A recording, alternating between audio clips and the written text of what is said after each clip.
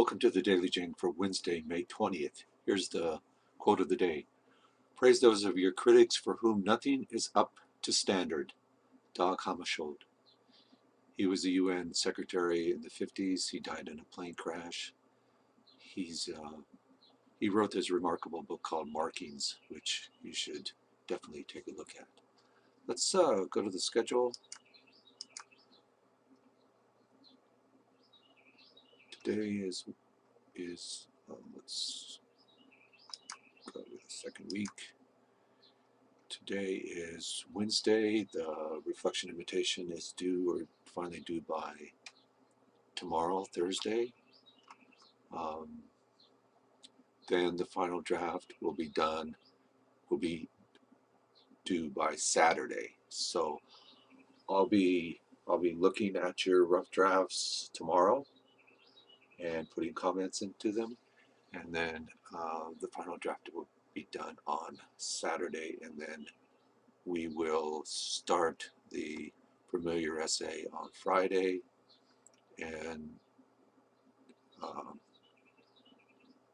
take that day, and we'll go to Tuesday and all next week working on it, and the familiar essay.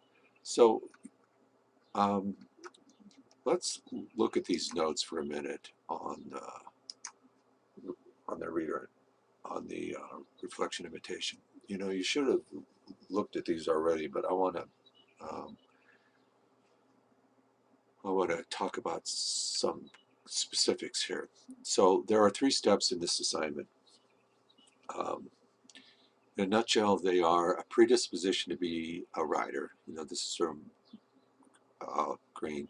So you need a predisposition for whatever you're writing about. Okay, some previous knowledge, which is Bowen's book. So you need somebody out there to tell you about how to do whatever you want to do, but you don't quite understand. It's the idea of theory and practice. So you hear the theory and you don't really understand it until you actually put it into practice, and that's what the experience is. Carter on the Stairs, that puts the first 2 together to solve some problem. The problem for Green is what I should write about. The solution was to recognize Carter, his school nemesis, as the very embodiment of Bowen's Duke of Milan.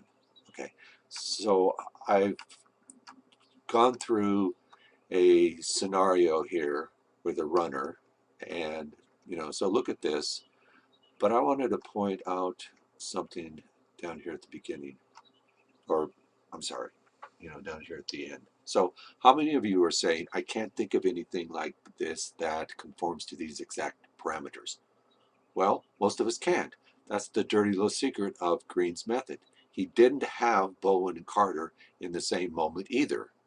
He put them there. The assignment he was given by the interviewer was to tell her how he got this material for his fiction. Well, as a writer, he knew that to do that assignment, he had to put together various and sometimes disparate elements from his life in order to tell a gripping story. He was a writer, after all, and really the task was easy because he was used to rearranging elements from his memory to tell stories. Stories don't just appear.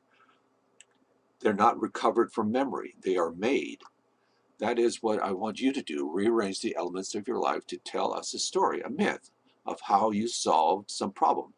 And remember, a myth is a lie, but it's also something that relates truthfully to your life. Now, at the outset, you might only have your predisposition, but in order to tell a story, you have to have a problem that you can dramatize some solution for. That's the core of this assignment, and you have to do everything you can to find that problem in your predisposition, even and including rearranging reality to fit the assignment. In other words, you have to lie, make up a problem that you can find a solution for. Go ahead. That is what Green does and what every good writer does. Just don't get caught in the lie. Make it real. Okay, so the question of the day is, where can I find the notes that will help me write this paper? And it's in Monday's block here, the notes on the 2RI assignment. Okay, Thanks.